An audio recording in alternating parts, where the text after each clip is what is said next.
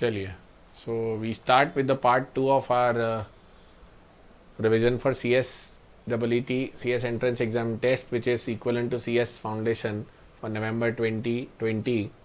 The part 2, where we were on the basics of national income, and we had done who calculates national income, who is responsible for the data collection, what are the basic concepts, and we understood few basic concepts like domestic territory of the country, GDP, GDP at market price to factor cost, domestic to national, and then gross to net. Am I correct? इतने कर लिए थे अपन लोगों ने, हाँ या ना?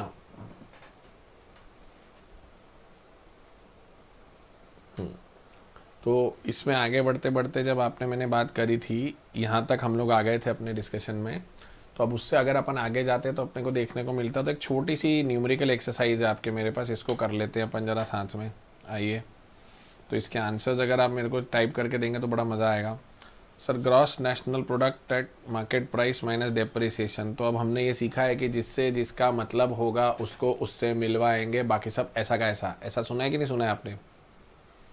ये लाइन सुनी थी कि नहीं? जिससे जिसका मतलब होगा उसको उससे मिलवाएंगे, बाकी सब ऐसा का ऐसा. तो किससे किसका मतलब है? ग्रॉस का सर नेट से मतलब है सर. तो ग्रॉस का अगर नेट से मतलब होता है डिप्रिसिएशन से, तो ग्रॉस माइनस डिप्रिसिएशन करेंगे तो बाकी सब ऐसा का ऐसा, तो N N P at M P आ जाएगा सर, पहले वाले का. फिर दूसरे का एन एफ आई ए का मतलब किससे है सर? एन एफ आई ए का डोमेस्टिक से. डोमेस्टिक में से एन एफ आई ए हटा दोगे तो नेशनल, तो नेशनल में से एन एफ आई ए हटाऊँगा तो डोमेस्टिक बचेगा. तो sir G N P at M P minus N F I A, तो ये national minus N F I A करूँगा तो क्या होगा? G D P at M P हो जाएगा.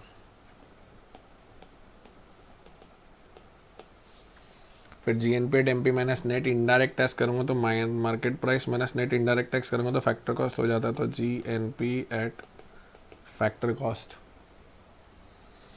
फिर चौथा था N N P at market price minus N F I A, तो एन एन पी था तो national minus N F I A करूँ तो N D P at M P हो जाता है. फिर N N P at M P minus net indirect tax करूँगा तो N N P at factor cost हो जाता है. और ये N N P at factor cost कुछ और नहीं होता, ये नेशनल इनकम होता है. फिर G D P at M P minus indirect taxes होता है तो वो G D P at F C हो जाता है. कैसे करा? M P minus indirect tax करा तो एफ सी हो गया. फिर ये G N P at F C minus depreciation करूँगा तो जी माइनस डिप्रिसिएशन होगा, तो ये N N P at F C हो जाएगा फिर से. और उसके बाद ये N D P at M P मैंने नेट इनडायरेक्ट टैक्स करूँगा तो मार्केट प्राइस मैंने नेट इनडायरेक्ट टैक्स, तो N D P at F C. और फिर G D P at F C minus depreciation करूँगा तो N D P at F C हो जाएगा. करेक्ट? आ गए? सिर्फ लवली बच्ची ने, हमारी बिटिया है लवली चटानी, उसने जवाब दिया, बाकी तो कोई जवाब ही नहीं दे रहा. सब बैठे हुए शांति से बोले इनको कर लेने दो. देखो यस यस भी लिखे जा रहे हैं नालायक सारे के सारे. सर ही करेंगे, सर को भी तो याद रहना चाहिए, है ना?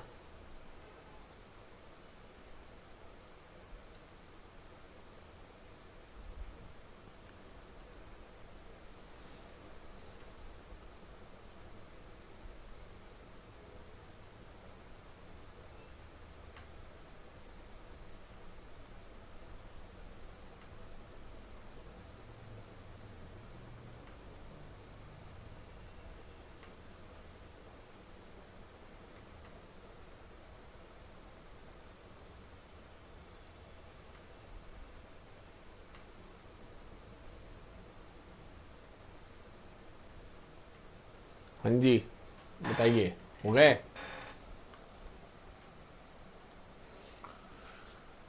अब इसके बाद अपने इनके डिस्कशन से GDP and market price factor cost. अपन ने current price constant price discussion कर लिया था.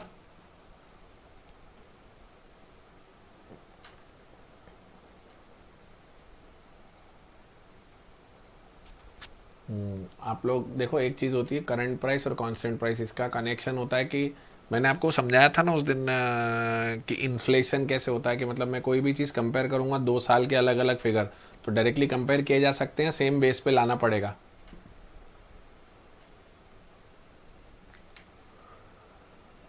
कंपेयर कर सकता हूँ कि 2 साल के फिगर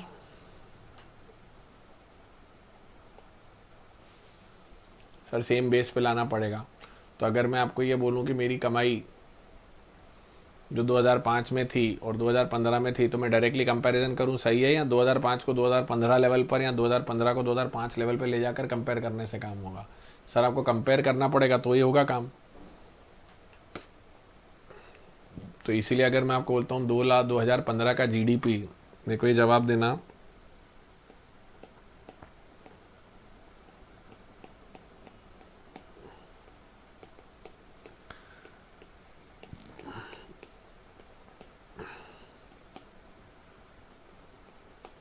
तो डायरेक्टली बोल सकता हूँ कि 2016 से 2020 में जाकर मेरा जीडीपी 20% बढ़ा, या पहले 2016 को 2020 के लेवल पे लाना पड़ेगा? सर इस समय जो इन्फ्लेशन की रेट है, इन्फ्लेशन महंगाई 9% है। इसका मतलब क्या हुआ? 9% इन्फ्लेशन का मतलब हो गया महंगाई है, तो मतलब जो चीज़ 2016 में 100 रुपये की थी, अभी ऑलरेडी वो 109 रुपये की हो गई है। तो अब 120 के सामने जब आप 109 का कंपैरिजन करोगे, तो अब आपकी एक्चुअल ग्रोथ कितनी मिलेगी? 111। अब आप 100 को 111 से कंपेयर करोगे तो आपको समझ में आएगा कि सर 11% की ग्रोथ हुई है, 9% तो महंगाई है।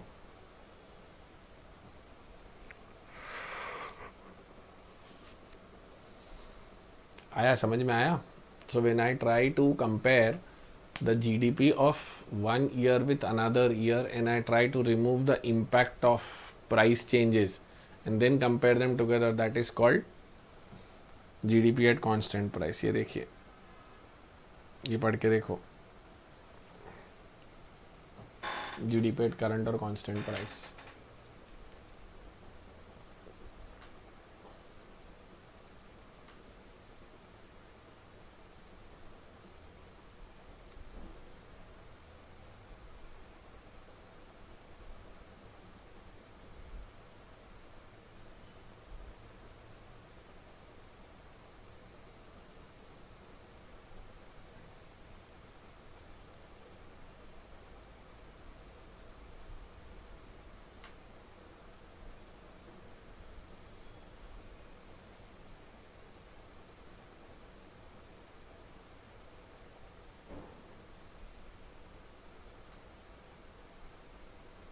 डन।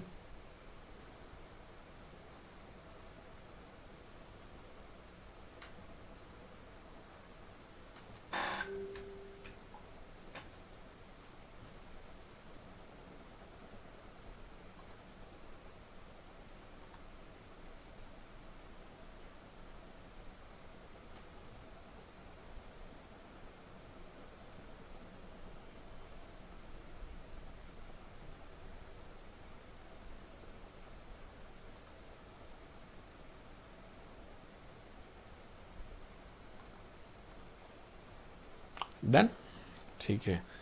अब इसमें ना जब अपन क्लास में बात करते हैं,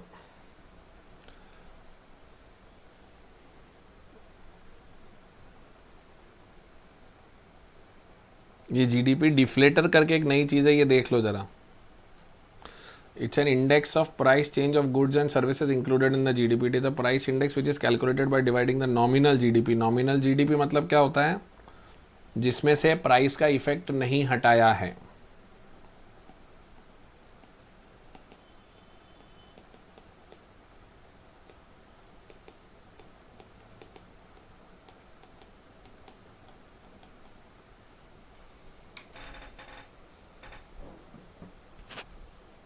जिसमें से प्राइस इफेक्ट नहीं हटाया है, ये ध्यान रखना।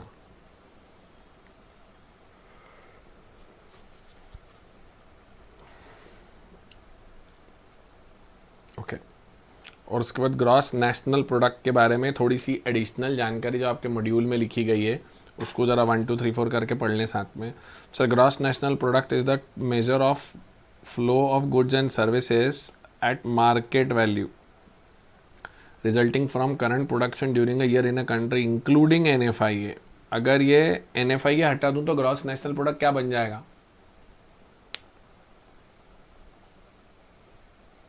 अगर इसमें से NFIA हटा दूं GNP में से तो क्या हट जाएगा? ग्रॉस डोमेस्टिक प्रोडक्ट हो जाएगा। Very good, good. अब इसमें कुछ बातें ध्यान रखने लायक जो आपके मॉड्यूल में उन्होंने स्पेसिफिकली डाली हैं, देख लीजिए। First, GNP is a measure of money in which all kind of goods and services produced in a country during 1 year are measured in terms of money at current prices and together. It's a measure of money, पैसे में गिना जाता है। Second, in estimating the GNP of market price of only the final product should be taken into account. Many of the product pass through a number of stages before they are ultimately purchased by the consumer. If those products were counted at every stage, they would include many a time the national product. Consequently, the gross national product would increase too much. To avoid double counting, therefore, only the final products and not the intermediary goods should be taken into account. तो GNP में क्या करना? सिर्फ final goods को लेने का है ना। तो अगर अगर आपने मकान गिन लिया है तो फिर सीमेंट, सरिया, रेती, गिट्टी अलग से गिनना है या मकान में सब आ गया? अगर मैंने ये बॉटल गिन ली तो अब स्टील, ये मैंने बॉटल अगर गिन ली तो इस बॉटल के पहले का स्टील, पर्पस पर सब कुछ गिनना है या सब कम इंक्लूड हो गया?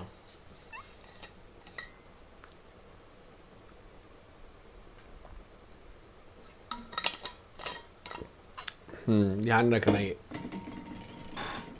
So thirdly, the goods and services rendered free of charge are not included in GNP because it's not possible to have a correct estimate of their market. For example, bringing up of child by mother, imparting instruction to his son by a teacher, recitals to his friends by a musician, etc. मतलब जो भी काम without monetary value किया गया है, like house wife's work, will not be counted in the overall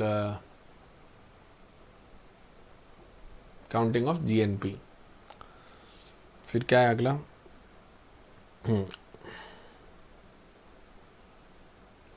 Fourth, the transactions which do not arise from the product of current year or which do not contribute in any way production not included in GNP. The sale and purchase of old goods and of shares, old goods and of shares, bonds, assets of existing companies are not included in GNP. ये existing का इसका मतलब क्या होगा कि जो secondary market में share purchase है वो नहीं गिनाई जाएगी, पर वो सेकेंडरी मार्केट में शेयर परचेज के दौरान वो जो ब्रोकर को कमीशन मिला है वो गिना जाएगा कि नहीं गिना जाएगा, ये बताओ।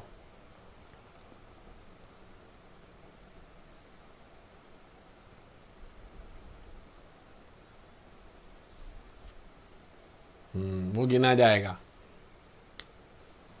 करेक्ट। आप लोगों ने वो वीडियो में मैं एग्जांपल सुना होगा कार वाला, वो कार मेरे को जो छोटी साइज हो गई थी, ऐसा वाला था ना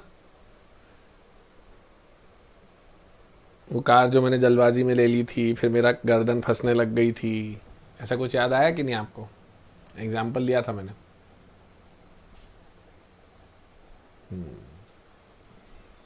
ठीक है, गुड गुड गुड। हाँ, रेड कलर की स्कोडा।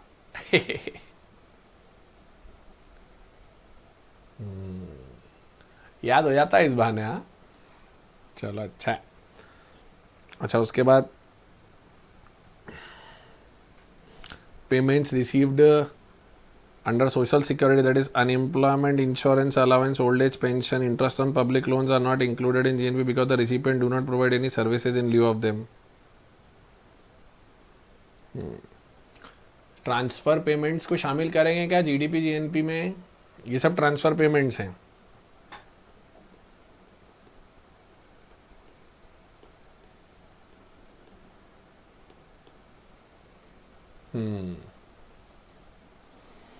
उसके बाद आता है द प्रॉफिट और loss is incurred on account of changes in capital assets as the result of fluctuation in market prices are not included in GNP if they are not responsible for correct production और economy. बिल्कुल सही।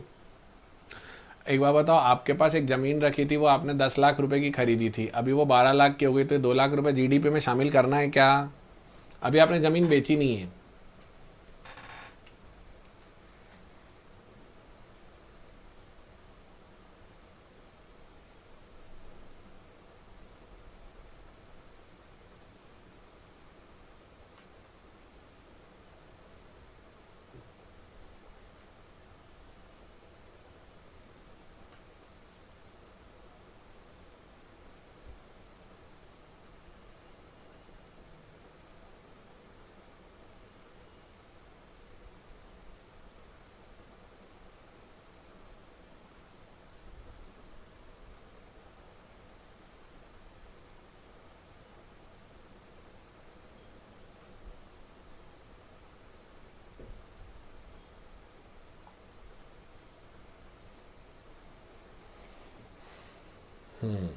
नहीं गिनेंगे ना, very good, अच्छा किया।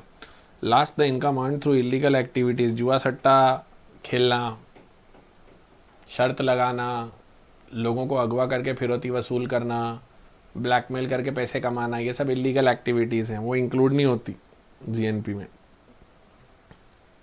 Although the goods sold in black market are priced and fulfill the needs of people, but as they are not from the useful from social point of view, the income received from sale is also included and excluded from GNP. There are two main reasons for this. One, it is not known whether these things were produced during the current year, and many of these goods are foreign made and smuggled, hence not included in GNP.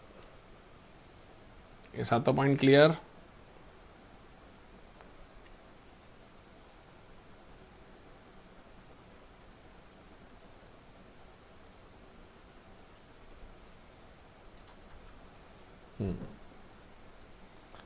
उसके बाद NNP और domestic income में कहीं कोई doubt? ये देख के बताओ मेरे को ज़रा, एनएनपी तक आ जाओ, डोमेस्टिक इनकम में लेता हूँ साथ में।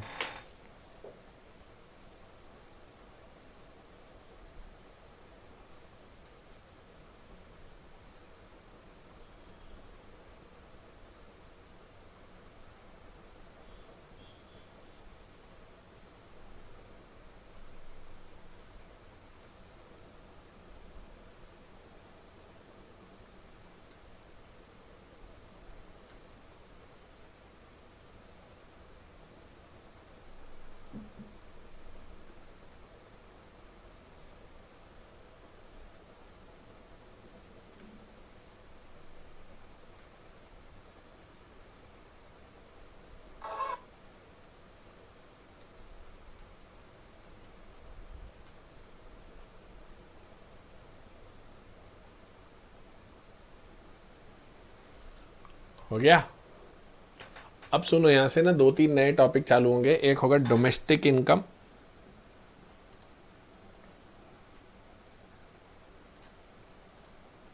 और उसके बाद उससे related private income, personal income और पर्सनल डिस्पोजेबल इनकम। इन तीन चार को एक बार और देख लेते। आइए सर, डोमेस्टिक इनकम का मतलब क्या होता है? विद इन द कंट्री, मतलब ये डोमेस्टिक टेरिटरी में आ गए। तो डोमेस्टिक टेरिटरी में सिर्फ देश के पॉलिटिकल बाउंड्री है या चार पॉइंट्स? जल्दी बताओ सर, वो चार points. Political boundaries including territorial water. Second, ships and aircrafts operated by Indian companies in India abroad, as well as work done in international waters, and military establishments and consulates. याद आ गया? ये चार points पूरे के पूरे। But the net national income earned from abroad may be positive or negative. If the exports exceed import, net income is positive. In this case, national income is greater than the domestic income.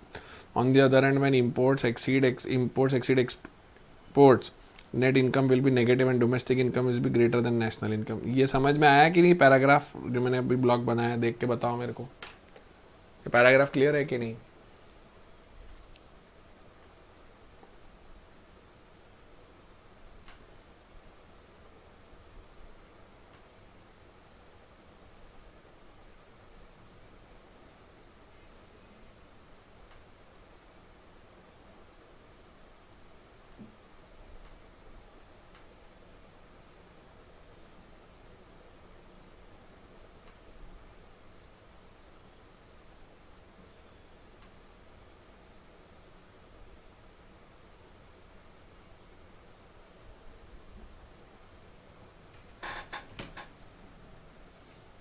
Clear है? Very good. अब आती private income. Income earned by private individuals from any source, productive otherwise, and the retained income of corporation. अब इसको जरा ध्यान से समझना, ये बच्चे कंफ्यूज होते नहीं तो कई बार इसमें। प्राइवेट इनकम कैसे निकल रही देखो बेटा। सर, नेशनल इनकम मिली, उसमें ट्रांसफ़र पेमेंट्स ऐड करा, plus interest on public debt जो पब्लिक को मिला वो, प्लस हमने जो हमारा प्रोविडेंट फंड वगैरह जो कंट्रीब्यूट कर दिया, और जो पब्लिक सेक्टर अंडरटेकिंग के पास प्रॉफिट और सरप्लस है वो दोनों हटा दो तो प्राइवेट सेक्टर की कमाई आ जाएगी।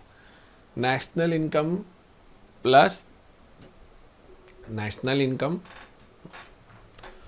प्लस ट्रांसफ़र पेमेंट्स ये किसके एंगल से देख रहे हैं आप, देश के एंगल से या प्राइवेट लोगों के एंगल से? ये प्राइवेट इनकम किसके लिए देखोगे, पूरे कंट्री के लिए या सिर्फ इंडिविजुअल्स के लिए?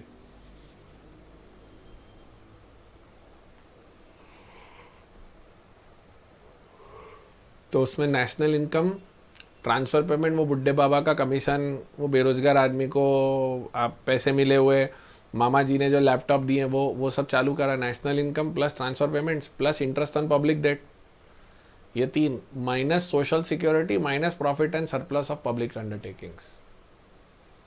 Minus social security, social security मतलब मैंने जो मेरा कंट्रीब्यूशन करके अंदर कर दिया social security, and profit and surplus of public undertakings, Bharat सरकार की कंपनियों ने जो कमाया वो दोनों गायब करे तो प्राइवेट इनकम मिली। अब अपन ये प्राइवेट इनकम इसलिए बता रहा हूँ क्योंकि प्राइवेट में से ही पर्सनल, पर्सनल में से ही पर्सनल डिस्पोजेबल निकलेगा। सबसे बड़ा वर्ड कौन सा हुआ, नेशनल इनकम। नेशनल इनकम के बाद उसमें से मिलेगा प्राइवेट इनकम, प्राइवेट के अंदर पर्सनल, पर्सनल के अंदर पर्सनल डिस्पोजेबल। ये समझ में आया ऐसा फनलिंग? हेलो,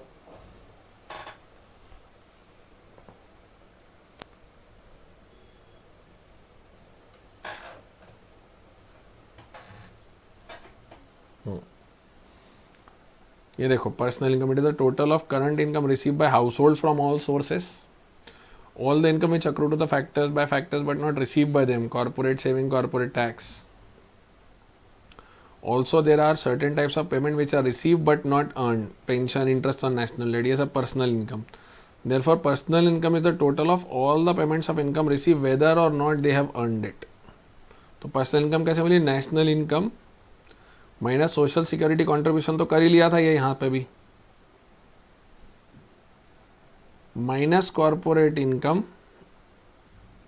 और माइनस अनडिस्ट्रीब्यूटेड प्रॉफिट। तो personal income differs from private income, ये लाइन समझना, एमसीक्यू के लिए काम आती है बहुत। In that it is less than the latter, latter कौन सा, प्राइवेट इनकम। पर्सनल इनकम कम होगी प्राइवेट इनकम से because it excludes undistributed economic corporate profits. तो personal income is private minus undistributed corporate profit minus profit taxes. तो national, private, private से personal, अब personal से और नीचे जाऊंगा तो क्या बन जाएगी, पर्सनल डिस्पोजेबल। मतलब ऐसा समझिए, नाटा अकेडमी ने जितने बच्चों को पढ़ाया वो देश के जीडीपी में शामिल होगा। नाटा अकेडमी की जो अगर ओवरसीज़ ब्रांच नहीं है कोई सी भी, तो वो तो गया, चलो हम जीडीपी जीएनपी सेम हो गया। अब हम लोग पूरा का पूरा काम प्राइवेट सेक्टर पे कर रहे हैं तो हमारी सबकी कमाई प्राइवेट इनकम आएगी। अब उसके अंदर से जो नाटा अकेडमी ने टैक्सेस वगैरह पे करके हम लोगों को पे करा वो पर्सनल इनकम। अब हम लोगों की कमाई पर जो इनकम टैक्स हमको पे करना है वो हम पे करेंगे, फिर हमारे हाथ में वो पैसा आएगा जो हम खर्च कर सकते हैं। तो पर्सनल इनकम में से पर्सनल इनकम टैक्सेस घटाऊंगा तो क्या हो जाएगा, पर्सनल डिस्पोजेबल इनकम, जो मैं खुद अपने हाथ से अपने लिए खर्च कर सकता हूँ।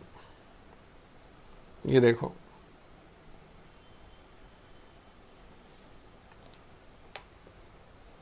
Disposable income clear?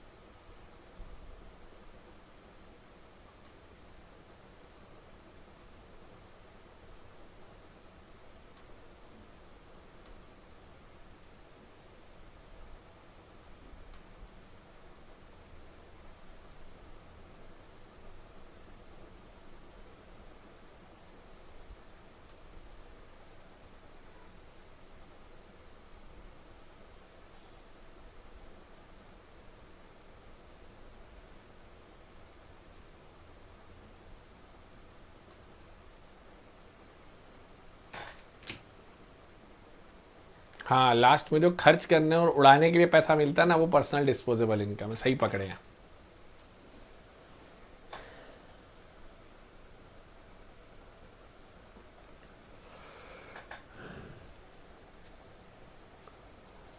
हो गया?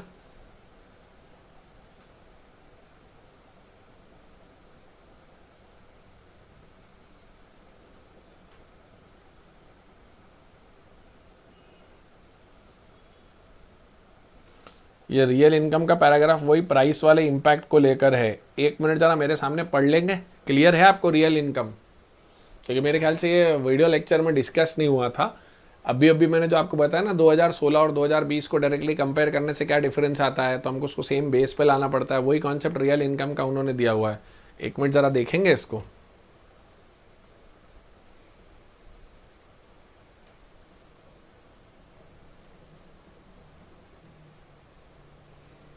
मेरे सामने पढ़ लीजिए, एक आध मिनट लीजिए भले, पर पढ़ लीजिए इसको अभी।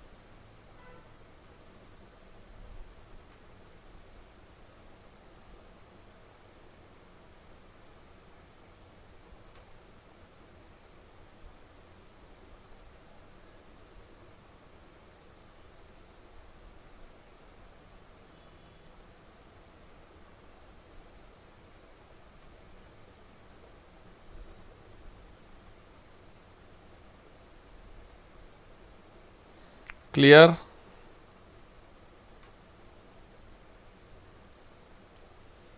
आगे बढ़ूं?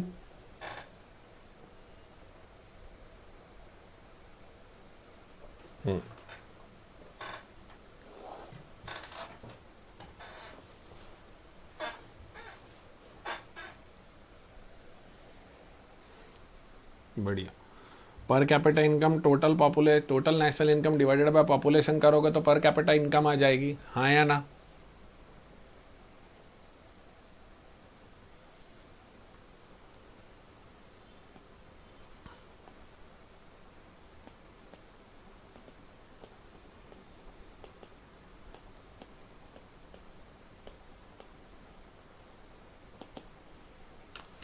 National income divided by population.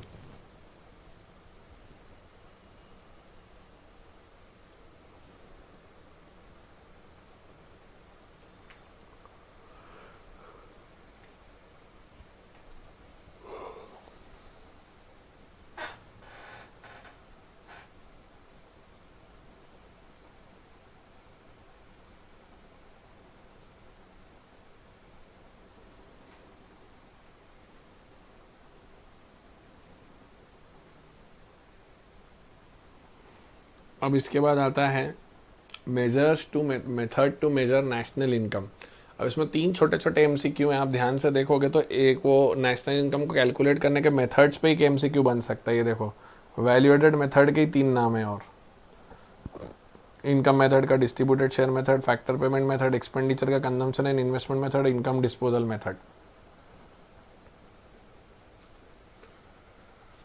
ये मैंने वीडियो लेक्चर की शुरुआत में कहा था कि जितना हम प्रोडक्शन करेंगे उतना ही हम बेचेंगे, जितना हम बेचेंगे उतना ही हमारे देश में खर्च होगा। ये इक्वेशन आपको समझ में आई कि नहीं आई? वीडियो में मैंने सिखाई थी।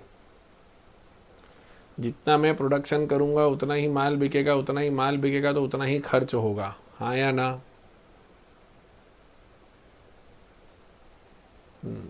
तो अब यहाँ पर उस मेथड को उनने समझाने के लिए क्या किया था? उनने समझाने के लिए किया था कि सर तीन मेथड्स होती है, वैल्यू एडेड मेथड हो गई, इनकम मेथड हो गई, एक्सपेंडिचर मेथड हो गई। वैल्यू एडेड मेथड में तीन सेक्टर पकड़े थे, प्राइमरी, सेकेंडरी, टर्शरी।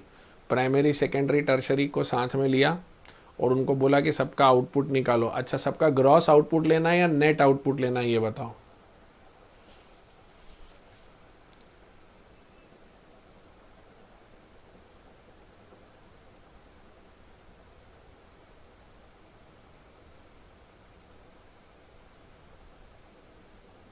हमेशा बेटा नेट आउटपुट लेना है।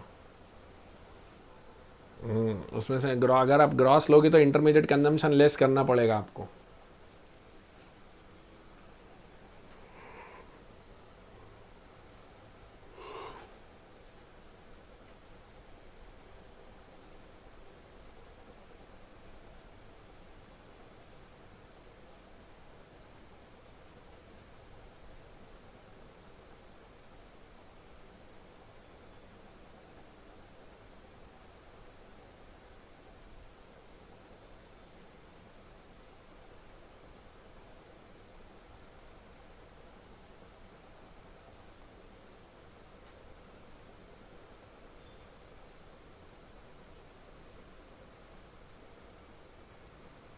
क्लियर।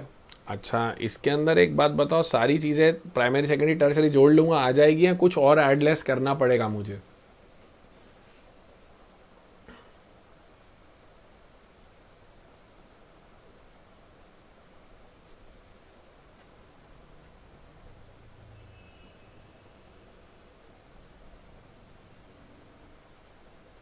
सर एडलेस करना पड़ेगा, करेक्ट। सबसे पहला प्रोडक्शन फॉर सेल्फ कंजम्पशन को ऐड करना पड़ेगा, imputed rent of owner occupied houses add करना पड़ेगा। भारत सरकार के द्वारा कई ऐसी चीज़ें जो बनाकर प्रस्तुत करके समर्पित की गई हैं पर वो बेची नहीं गई हैं, लेकिन वो प्रोडक्शन में काउंट होगा। Own account production of fixed assets by the government, ये ऐड होगी। Sale of second hand goods को शामिल करना है या नहीं करना है, ये बता दो। अच्छा, commission on sale and purchase of second hand goods शामिल करना है।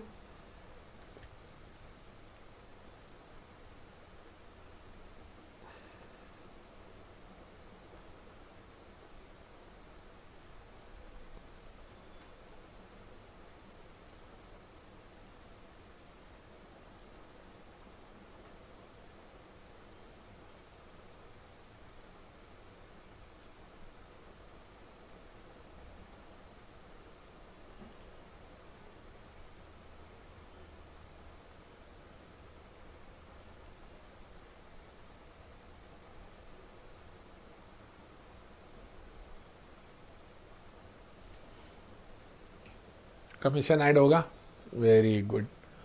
अच्छा, उसके बाद इनकम मेथड के अंदर दुनिया में इनकम कमाने के दो ही दो सेक्टर्स है, एक ऑर्गेनाइज सेक्टर और एक अनऑर्गेनाइज सेक्टर। नहीं, एक मिनट, मेरे को वैल्यू एडेड मेथड से रिलेटेड एक बात और पूछनी है, मेरे को पहले पूरा कर लेने दो, मैं वैल्यू एडेड मेथड पे वापस आ रहा हूँ। वैल्यू एडेड मेथड में मैंने प्राइमरी सेकेंडरी टर्शरी निकाल लिया, ठीक है। उसमें हमने imputed rent of owner occupied house जोड़ दिया। उसके बाद हम लोगों ने उसके अंदर own account production of fixed assets by government जोड़ दिया, प्रोडक्शन फॉर सेल्फ कंजम्पशन जोड़ दिया। हम लोगों ने सेकेंड हैंड गुड्स की सेल हटा दी और कमीशन अगर हुआ तो ऐड कर लिया। ये सब जोड़ने से मुझे नेशनल इनकम मिलेगी या क्या मिलेगा, ये बता दो। Will I get national income और समथिंग एल्स?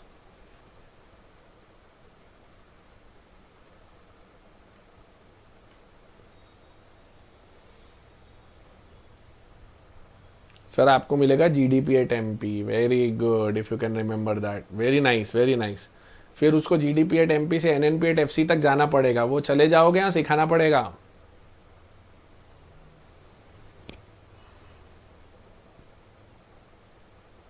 सर उसमें से डेप्रिसिएशन ऐड करना चले जाओगे ना, डेप्रिसिएशन लेस करेंगे, उसके बाद एनएफआई ऐड करेंगे तो आएगा, और नेट इनडायरेक्ट टैक्स भी लेस करना पड़ेगा, तो एनएनपी एट एफसी हो जाएगा।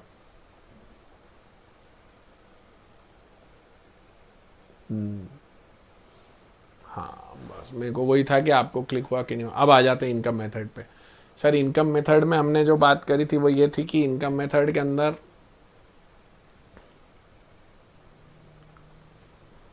आपको दो सेक्टर्स होते हैं, एक तो ऑर्गेनाइज सेक्टर और एक अनऑर्गेनाइज सेक्टर। ऑर्गेनाइज और अनऑर्गेनाइज सेक्टर में बेसिक अंतर क्या है? ऑर्गेनाइज सेक्टर में बुक्स ऑफ अकाउंट्स मेंटेन होती है, प्रॉपर डिटेल्स अवेलेबल होती हैं, rent, wage, interest, profit etcetera ऐसे। और अनऑर्गेनाइज सेक्टर में काम वही होता है लेकिन अलग से ये नहीं रहता, रेंट, वेज, इंटरेस्ट, प्रॉफिट, तो वो कहलाता है mixed income of self employed, correct. तो इसमें रेंट, वेज, इंटरेस्ट, प्रॉफिट और mix income of self employed जोड़ूंगा तो जीडीपी आएगा या एनडीपी आएगा, ये बताओ मेरे को। जीडीपी आएगा या एनडीपी आएगा?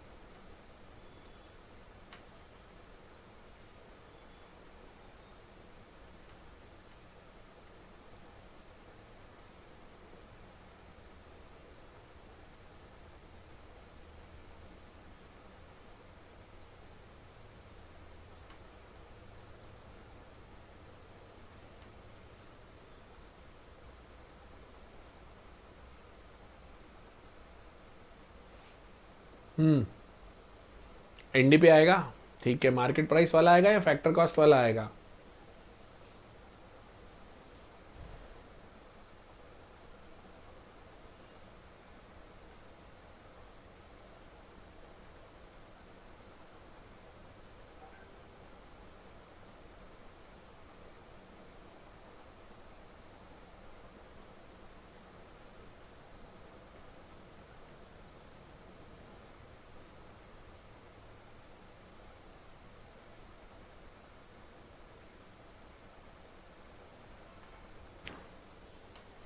फैक्टर कॉस्ट आएगा। अच्छा, इसमें तो अब इनकम के अंदर उधर पेंशन, स्कॉलरशिप, अनएम्प्लॉयमेंट अलाउंस, ये सब चीज़ें इनकम में जोड़ना है क्या, इनकम मेथड में, या नहीं जोड़ना है?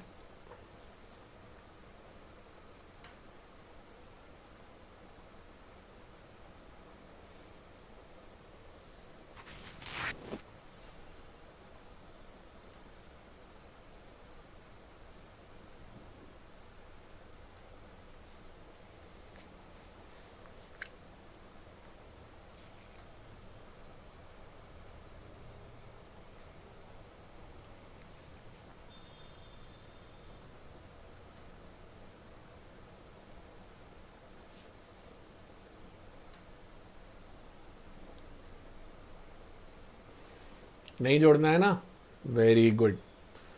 क्योंकि सर एक्सपेंडिचर में, क्योंकि क्यों नहीं जोड़ते, इसको ट्रांसफर पेमेंट बोलते हैं। ट्रांसफर पेमेंट क्यों बोलते हैं सर? इसलिए नहीं जोड़ते क्योंकि इसके कारण कोई भी production of goods and services इस साल नहीं हुआ है।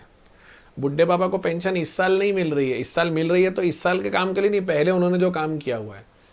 तो वैल्यू एडेड मेथड के अंदर गुड्स एंड सर्विसेज के प्रोडक्शन में ना प्राइमरी में, ना सेकेंडरी में, ना टर्शरी में कोई आउटपुट नहीं आया, इसलिए वो उसमें इंक्लूड नहीं होगा। इसलिए हम इधर बुड्ढे बाबा की पेंशन को इनकम में भी नहीं जोड़ेंगे। तो सर इनकम मेथड में नहीं जोड़ोगे तो अब एक्सपेंडिचर में भी भारत सरकार के खर्चे में मत जोड़ना। बोलो साहब, क्लियर?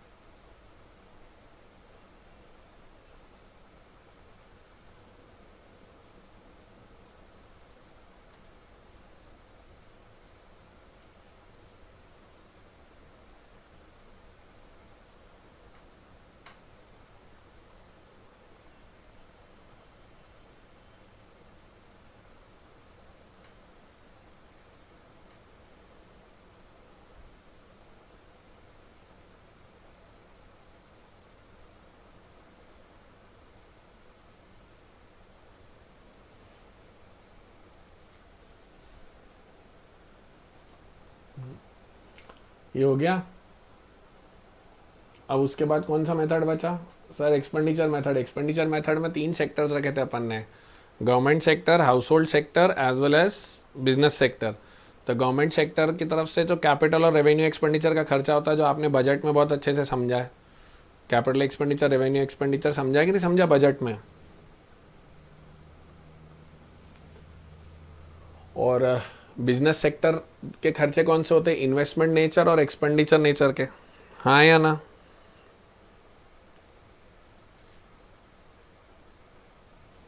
और हाउस होल्ड का होता है कंजम्पशन एंड सेविंग। उन सब के खर्चों को जोड़ लो तो नेट डोमेस्टिक एक्सपेंडिचर आ जाता है।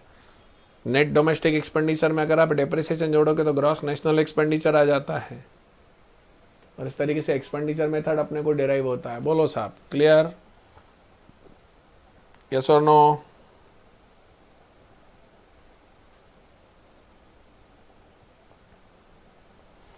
ये टेबल क्लियर थी अपनी?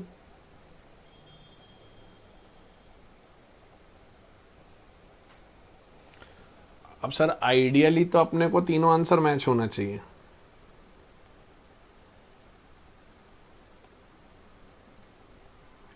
but it does not happen so. There are problems which are as follows. सबसे मेन प्रॉब्लम क्या होती है, अच्छा ये हमारे नहीं डेवलप्ड कंट्रीज में भी होती है, ठीक है, ऐसा मत सोचना कि इंडिया में ही ये प्रॉब्लम है, बाकी सब जगह भी ये प्रॉब्लम है। क्या प्रॉब्लम है, वो ये बोलते हैं कि there is a lack of reliable data, large non monetise sector. हमारे यहाँ मजदूर कई बार जाके मजदूरी करते हैं खेत में और पैसा लेने के बजाय बोलते हैं अनाज दे दो सेठ जी। अब जैसे अभी सर्दियाँ आएंगी तो अब आलू की फसल आएगी, तो वो क्या करेंगे, बोले खेतों में आलू निकालने जाएंगे और बोले मजदूरी के नाम पे 2 बोरी आलू दे दो, हमारे घर में काम आ जाएंगे। Lack of appropriate and reliable data, problem of double counting transfer payments and difficulty in classification of working population and unreported illegal income. ये 4-5 मुद्दे होते हैं जो प्रॉब्लम्स क्रिएट करते हैं कि प्रॉपर नेशनल इनकम हमारी कैलकुलेट नहीं हो पाती है। तो presence of large non monetise sector, दूसरा हो गया अप्रोप्रिएट एंड रिलायबल डेटा। अगर जानकारी आपकी गड़बड़ा गई है, आपने गलत इन्फॉर्मेशन उठा ली तो तकलीफ हो जाती है। फिर double counting, transfer payments, classification of working population and unreported illegal income. Clear?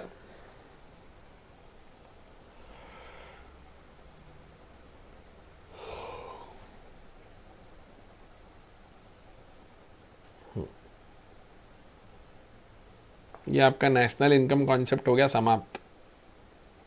ये 1 मिनट जरा आखिरी का देख लेना, ये भी एक पैराग्राफ है, 1 मिनट लेके देख लीजिए, ज़रा पढ़ लीजिए, ये वीडियो में डिस्कस नहीं होगा, मैं रुक रहा हूँ 1 मिनट, पढ़ो इसको।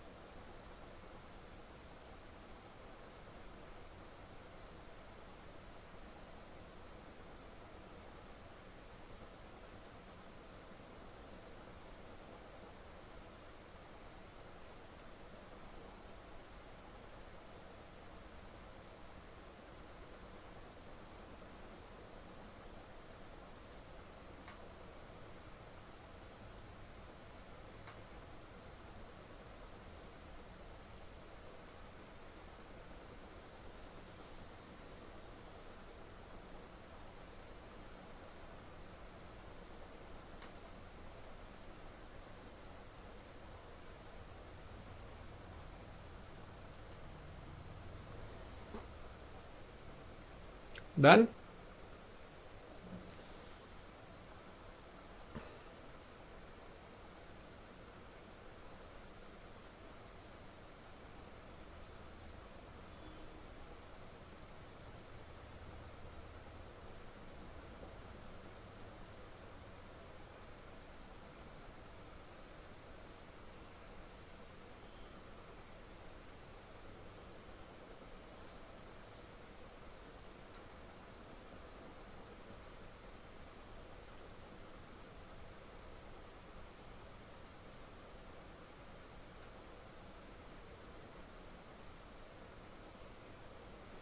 वेरी गुड, चलो ये हो गया। अब जो लास्ट 2 चैप्टर्स हैं, ये 4th और 5th, उसके अंदर अब आपको मुझसे क्या पूछना है, बिकॉज मेरे हिसाब से वो 4th और 5th तो बिल्कुल स्ट्रेट फॉरवर्ड इंफॉर्मेशन है उसके अंदर। जैसे इंडियन फाइनेंशियल मार्केट की बात करें तो इंडियन फाइनेंशियल मार्केट के अंदर सेविंग्स, इन्वेस्टमेंट, और उसके बाद मैंने आप लोगों को बताया था कि इंस्टीट्यूशन से बैंकिंग के अंदर 4 बैंक्स अपन ने बनाई थी। ये अपन ने लास्ट वीक ही चैप्टर कंप्लीट करा था, 4th और 5th। तो अब इसका इंडियन फाइनेंशियल सिस्टम के अंदर हमने 4 चीज़ें पढ़ी थी सर। एक तो बैंकिंग सिस्टम पढ़ा पूरा का पूरा, उसके बाद हमने इंश्योरेंस कंपनीज पढ़ी थी, म्यूचुअल फंड्स पढ़े थे, banking, insurance, mutual fund, small banks and private banks, और आईडीबीआई, आईएफसीआई और सिडबी जैसे इंस्टीट्यूशंस के बारे में पढ़ा था। हाँ या ना?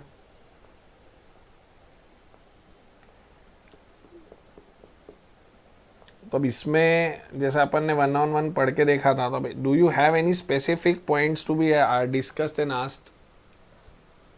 एक मेगा मर्जर मैंने बताया था, अब हमारा टोटल 5 बैंक्स रहने वाली हैं। अच्छा चलो मेरे को डिफरेंस बताओ कमर्शियल बैंक और पेमेंट्स बैंक में। पेमेंट्स बैंक में चेकबुक, पासबुक मिलेगी क्या? लोन मिलेगा क्या?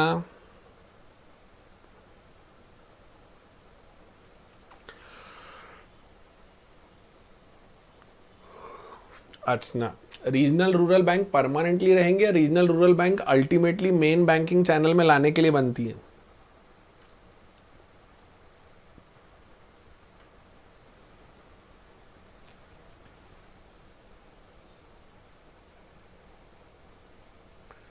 सर मेन बैंकिंग चैनल में लाने के लिए बनती है। अच्छा, कमर्शियल बैंक्स में गवर्नमेंट होती है, पब्लिक सेक्टर होती है, या दोनों होती है?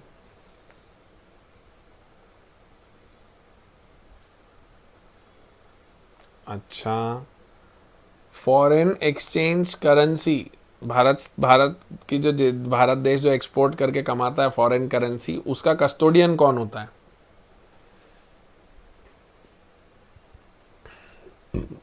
अच्छा, बैंक ऑफ नोट इशू कौन होता है?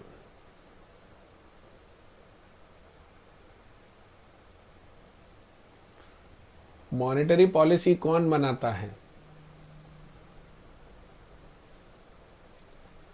फिस्कल पॉलिसी कौन बनाता है? फिस्कल पॉलिसी गवर्नमेंट में कौन?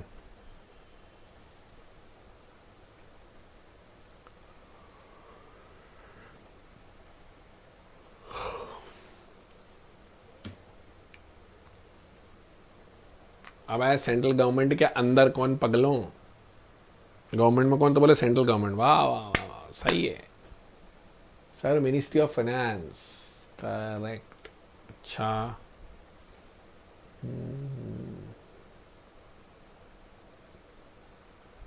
Correct. M for monetary policy, M for money, money is made by RBI, तो ये याद रखना। F for finance, F for fiscal policy.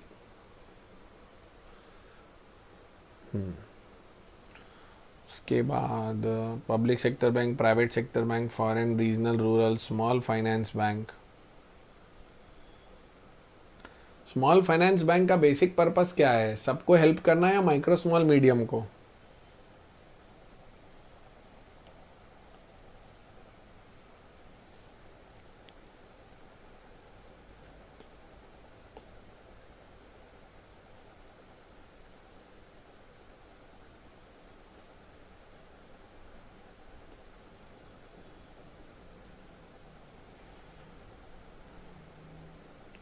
ये मेरी तरफ से आप सब प्लीज इंपॉर्टेंट मार्क कर लेना।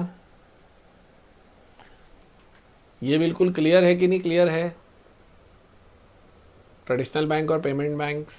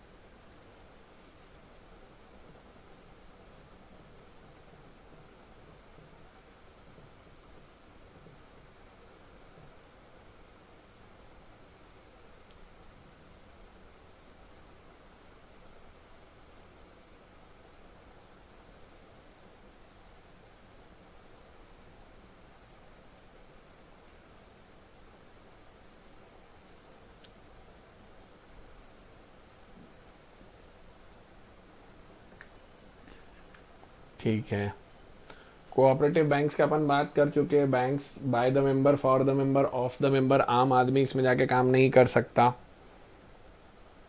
फिर हमने development of banking sector, JFR है। Mutual funds, basic concept of mutual funds में कोई डाउट? अच्छा, म्यूचुअल फंड्स को गवर्न करने और कंट्रोल करने वाली ऑर्गेनाइजेशन कौन है बताओ?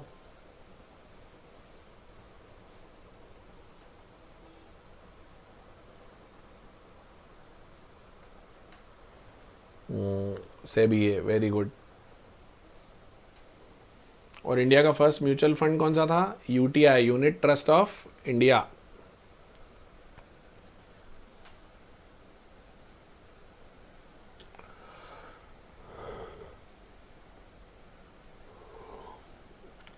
अच्छा, इंश्योरेंस सेक्टर का बॉस कौन?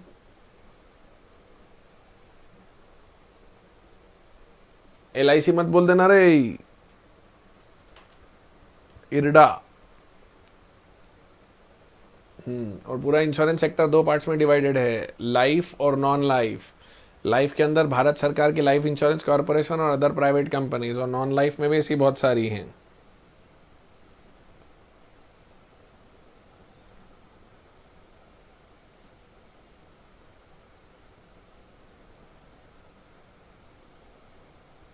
करेक्ट।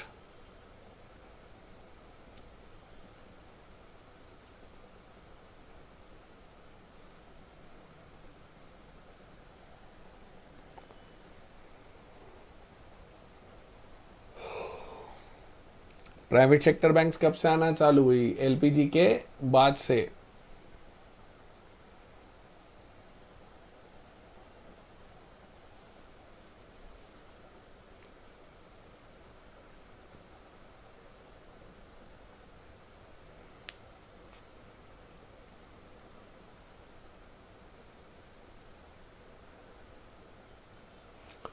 ये ओल्ड और न्यू का क्लासिफिकेशन क्या है?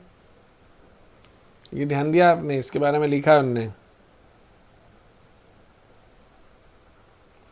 सर, ये ओल्ड प्राइवेट सेक्टर बैंक वो है जो नेशनलाइजेशन के टाइम पे भी थी, पर वो बहुत छोटी थी, इसलिए उनको नेशनलाइज नहीं किया। और न्यू प्राइवेट सेक्टर जो सेपरेटली लाइसेंस लेकर मार्केट में उतरी है, इनमें से आपके मेरे शायद कुछ ना कुछ बैंक अकाउंट्स होंगे। यार, इसका फुल फॉर्म मुझे भी नहीं मिला, वो मॉड्यूल में भी नहीं दिखा मुझे, पता नहीं क्या है ये।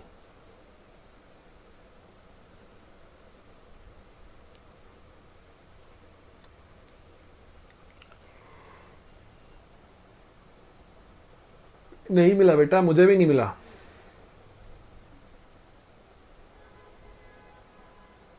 वो कुछ प्रिंट मिस्टेक है, ऐसा कोई बैंक भी नहीं है। चाइनीज नाम लग रहा है।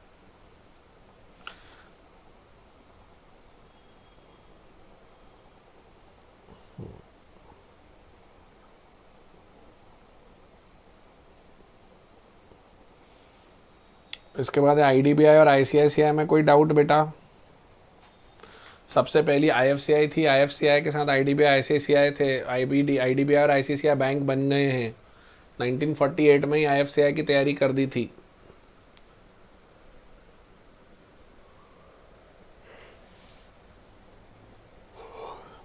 और ये अलग अलग प्रकार के फाइनेंस उपलब्ध कराते हैं। वो revise definition of MSME clear है कि नहीं अब आप लोगों को?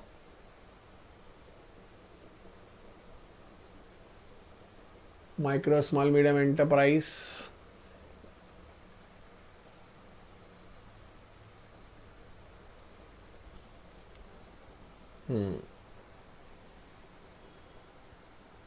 फिर उसके बाद सारे काम आईएफसीआई करेगी या छोटी बैंकों के लिए सिडबी बनाया? सर, छोटी बैंकों के लिए सिडबी बनाया।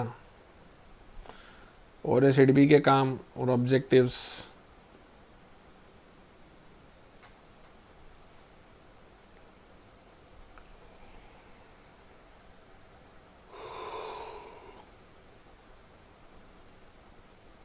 Regional rural banks, regional rural bank में 50-35-15 का रेशियो रहेगा। Central government 50, sponsorship bank 35, state government 15।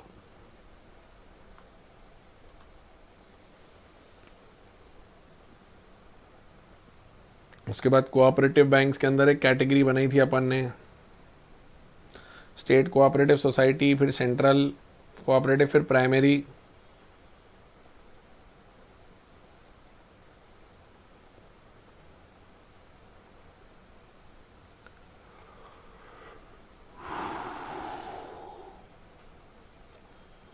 और उसके बाद एनबीएफसीज,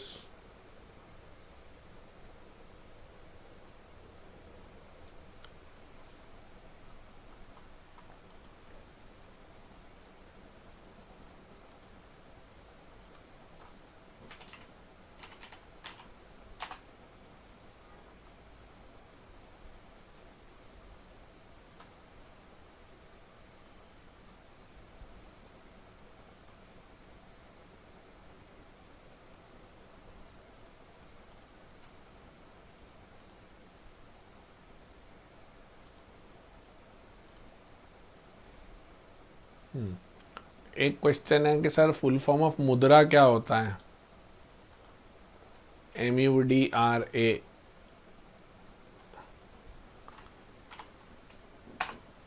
वो है micro units development refinance agency.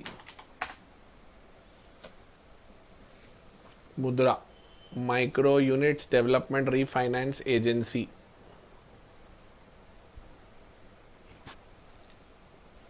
नाम में ही समझ में आ जाएगा, माइक्रो यूनिट्स को डेवलपमेंट के लिए रीफाइनेंस एजेंसी। मतलब अगर आप 15% पे लेके बैठे हो तो आपको 10% दिला के बोलेंगे आप 15% वाला पे कर दो, हम 10% पे ले लो हमसे, ऐसा।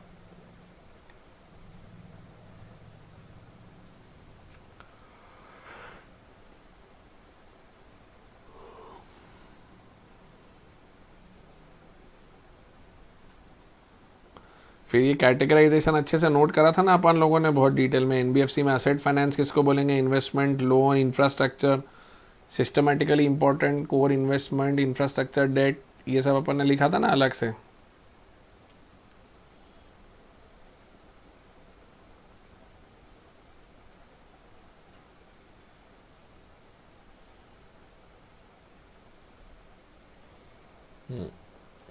उसके शेयर मार्केट बेसिक्स हैं। स्वेट इक्विटी मैंने अच्छे से समझाया आपको। ईसॉप, हाँ या ना?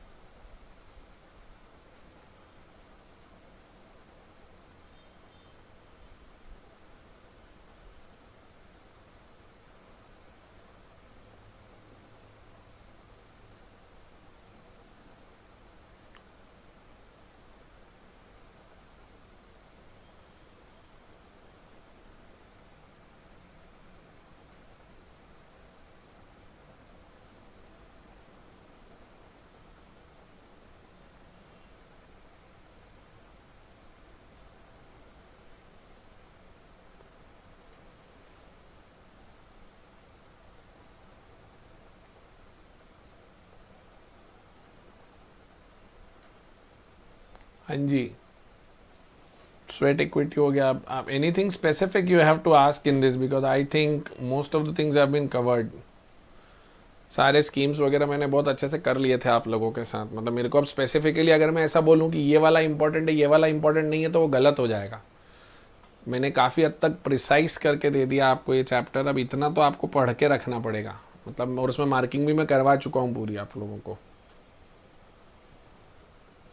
सो anything specific you want to ask in this chapter?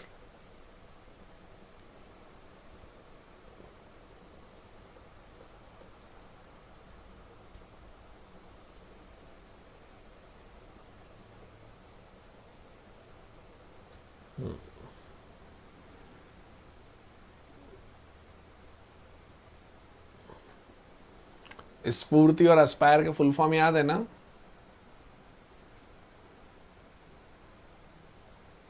Scheme for promotion of entrepreneurs, innovation, rural industries and entrepreneurship. और स्फूर्ति का scheme for fund for regeneration of traditional industries.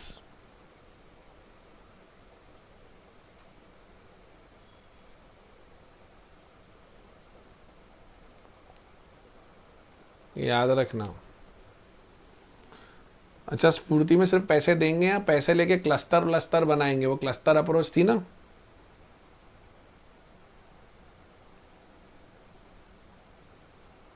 Cluster लाएंगे और पूरे फिर इकोनॉमीज ऑफ स्केल, मतलब सारे छोटे छोटे आर्टिजन्स को साथ लेंगे और बोलेंगे बड़े लेवल पे काम करो तो आपको सस्ता भी पड़े।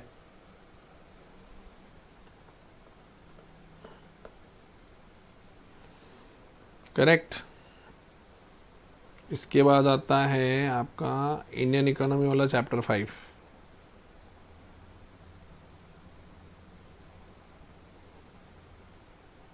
इसमें मैंने प्राइमरी, सेकेंडरी और टर्शरी का बताया था आपको।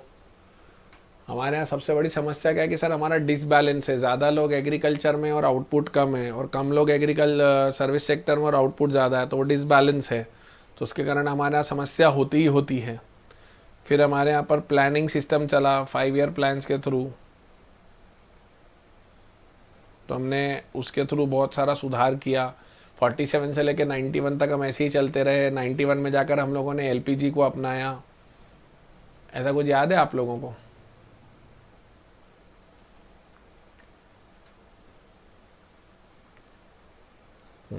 तो एग्रीकल्चरल सेक्टर के अंदर अभी कौन सी सबसे बड़ी स्कीम कौन सी चल रही है अभी प्रेजेंटली?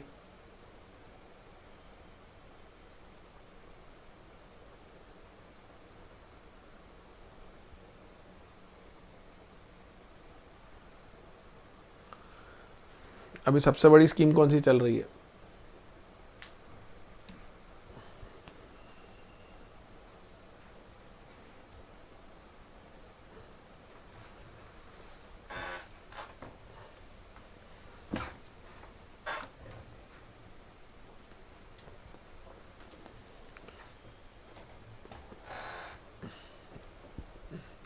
प्रधानमंत्री किसान सम्मान योजना।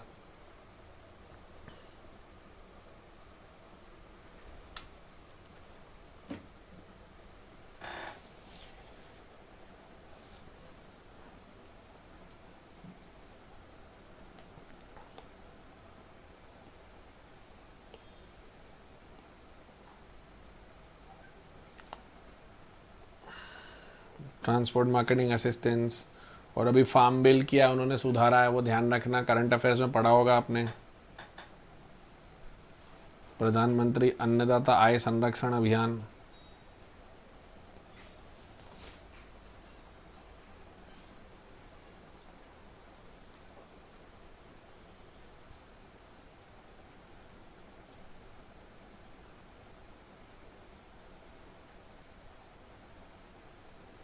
और मैन्युफैक्चरिंग सेक्टर में हमारी कौन सी योजना चल रही सबसे इम्पोर्टेंट?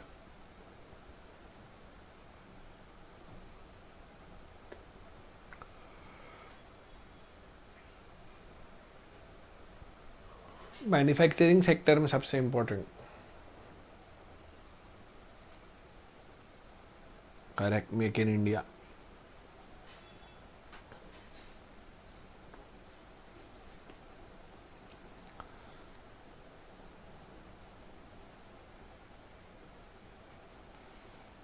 और फिर सर्विस सेक्टर की सेपरेट स्पेसिफिक स्कीम्स दी हुई हैं उन्होंने अलग अलग जगह पर। आप लोगों को मैंने ऑटोमेटिक रूट और डोमेस्टिक रूट बताया था कि नहीं एफडीआई का?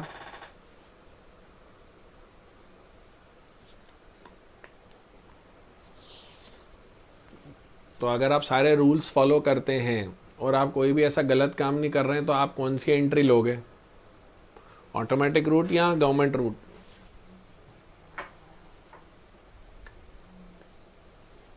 अगर मैं डिफेंस इक्विपमेंट, न्यूक्लियर वेपन्स बना रहा हूं तो मेरे को कौन से रूट से आना पड़ेगा?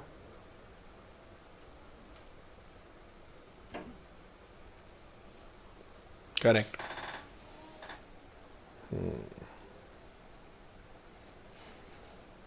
अब इसमें 5 ईयर प्लान जर्नी में आपको ऑलरेडी बहुत अच्छे से समझा चुका हूँ। अच्छा, ग्रीन रेवोल्यूशन में कौन से 5 अनाज को कवर किया था उन्होंने?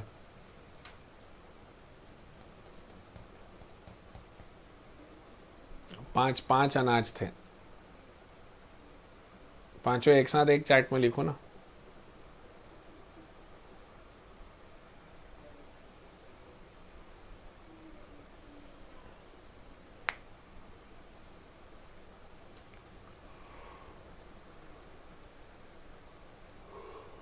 Correct. Wheat, jowar, bajra, rice and मेज। मेज मतलब मक्का। पांचों को ग्रोथ मिली थी या सिर्फ एक को ही ग्रोथ मिली थी? और किसको मिली थी वो एक ग्रोथ? तो ग्रीन रेवोल्यूशन को वीट रेवोल्यूशन भी बोला जाता है, और ग्रीन रेवोल्यूशन का एक नाम और है, HYVP, high yield variety programme.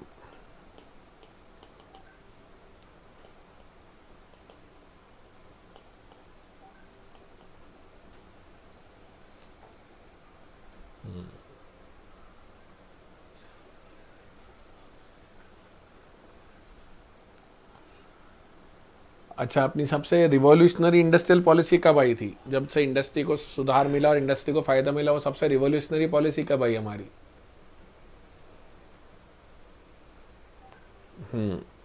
It was new industrial policy 1991, जिसके अंदर से हमने काफ़ी हद तक सुधार किया, और उसी के थ्रू हमने प्राइवेटाइजेशन, ग्लोबलाइजेशन और लिबरलाइजेशन को शुरू किया था।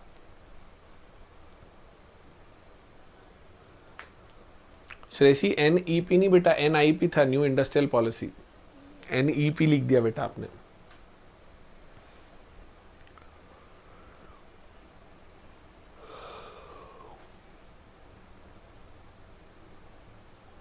और 91 के उद्देश्य ये थे, 7-8, ये मैंने एक एक करके आपको सब समझाए थे ना।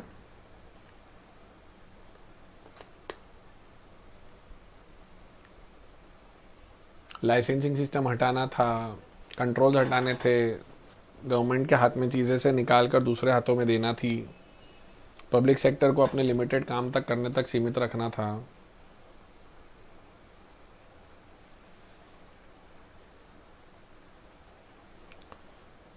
उसके बाद balance of trade, balance of payment था हमारे पास पढ़ने के लिए, ये भी बहुत अच्छे से रिवाइज कर चुके हो, उसका वीडियो भी देख चुके हो। सबसे छोटा वर्ड है सब टेंजिबल गुड्स का, इंपोर्ट एक्सपोर्ट देखता हूँ सिर्फ टेंजिबल का, तो बैलेंस ऑफ ट्रेड है।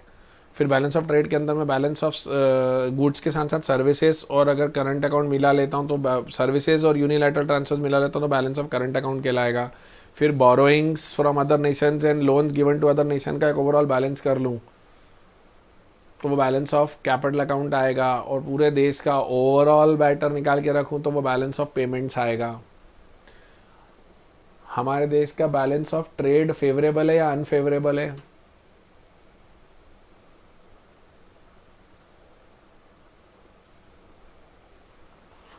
और हमारा बैलेंस ऑफ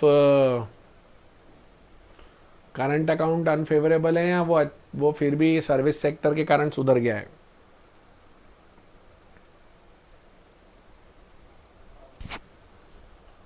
मतलब जितना नुकसान हमको बैलेंस ऑफ ट्रेड से होता है काफ़ी हद तक ठीक हो जाता है, किससे?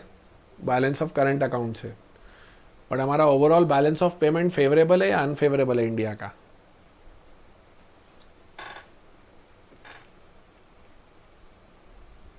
वो अनफेवरेबल है।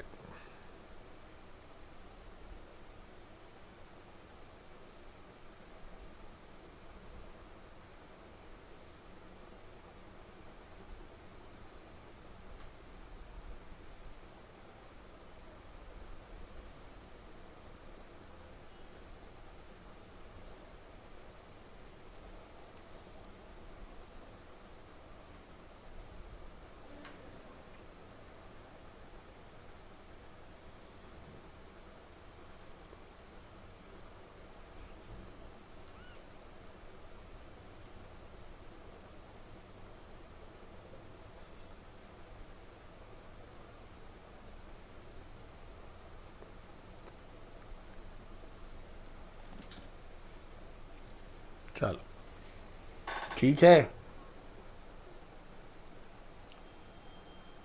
ये आपका हो गया FDI, FI और FPI। अब बताओ मेरे को इंडिया के लिए अच्छा क्या है? सबसे सबसे अच्छा क्या है इंडिया के लिए, FDI, FII या FPI?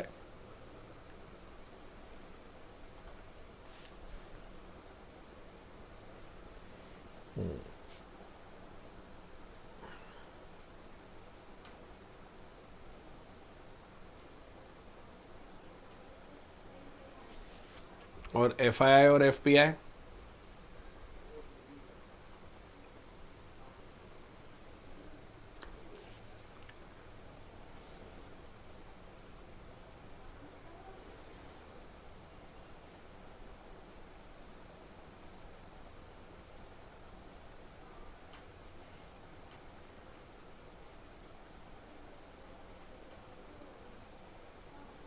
कंट्रोलिंग इंटरेस्ट किस में लेते हैं, एफआईआई में, एफपीआई में?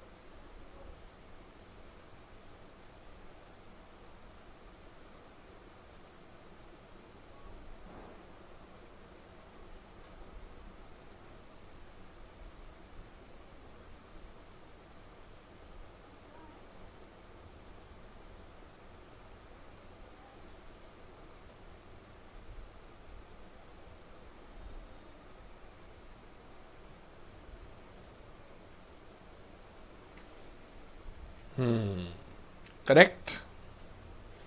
तो ये एफआईआई एफपीआई ये भी मेरी तरफ से है ना, इंपॉर्टेंट मार्क कर लेना आप इसको, मतलब आप चाहो तो कि ये और एक ये अच्छे से कर लेना, क्योंकि मेरे हिसाब से अगर वो ज़्यादा खींच खींच के क्वेश्चन बनाने उतरे तो वो यहाँ तक जा सकते हैं आपसे पूछने।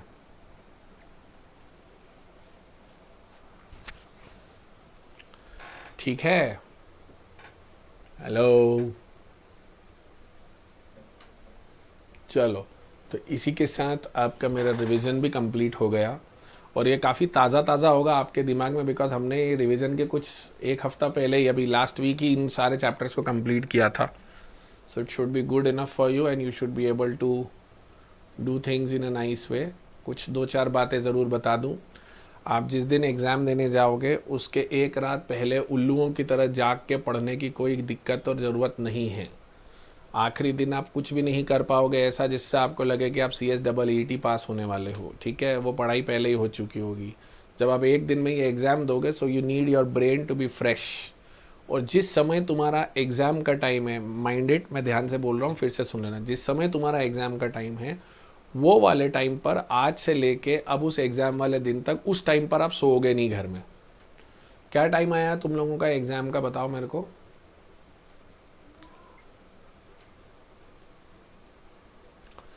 1 to 3, 4 to 6 जो भी है, 1 to 3 है, 4 to 6 है, जिसका जो भी स्लॉट है, शाम वाले टाइम में और दिन वाले टाइम पे जिसका भी जो स्लॉट आ रहा है, वो दिन में अब सोएगा नहीं अब अगले 5 दिन, बिकॉज बॉडी क्लॉक को एडजस्ट होने में कम से कम 2 से 3 दिन लगते हैं। तो 2-3 दिन तक उस समय पे झपकी आएगी। अभी आज आप देख रहे हो, आज मैं स्लीपी फील कर रहा हूँ, क्यों?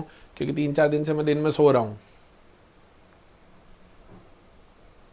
तो वो आपको झपकी नहीं आए, इसलिए आपको बचना है उस चीज़ से। So from now onwards you be alert. Second, before 1 day before the exam have some good sleep, properly नींद करके,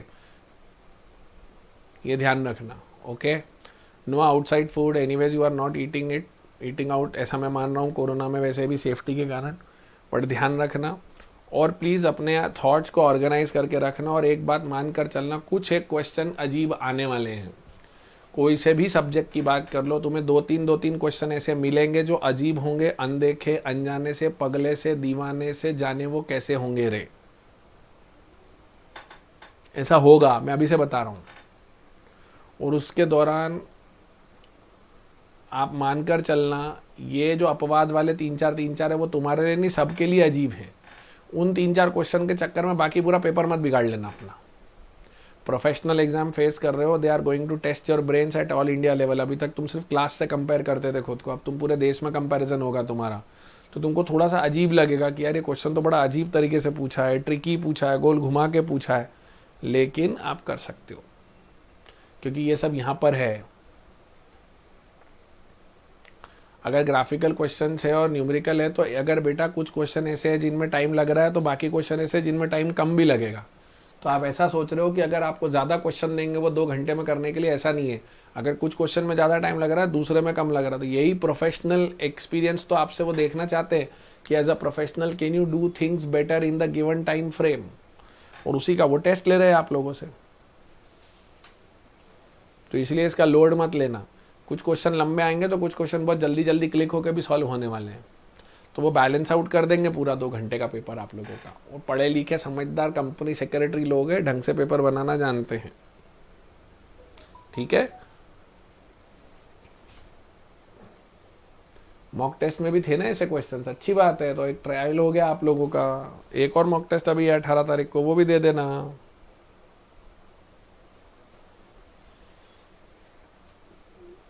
19 को रखा है, हाँ 19 को है, ठीक है, सॉरी मेरे को डेट भूल गया था। ठीक है, ये 2-3 बातें जो मुझे आगे होकर आप लोगों को बतानी थी।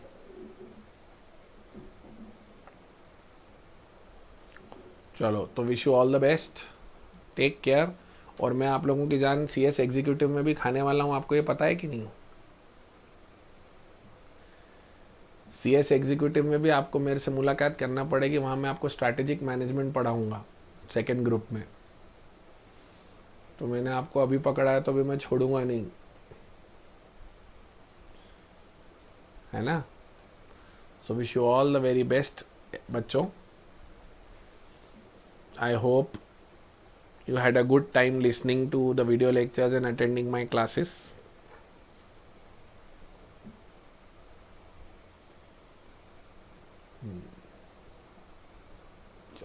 Good enough. बहुत जल्द अपन लोग CS एग्जीक्यूटिव में मुलाकात करेंगे, ठीक है? चलो, ओके, बाय बाय। बाय बच्चों, टेक केयर, अपना ध्यान रखना। अभी एग्ज़ाम तक बिल्कुल भी लड़कियां पानी पूड़ी ना खाएं बाहर जाके किसी भी हालत में, एग्ज़ाम के बाद खा लेना।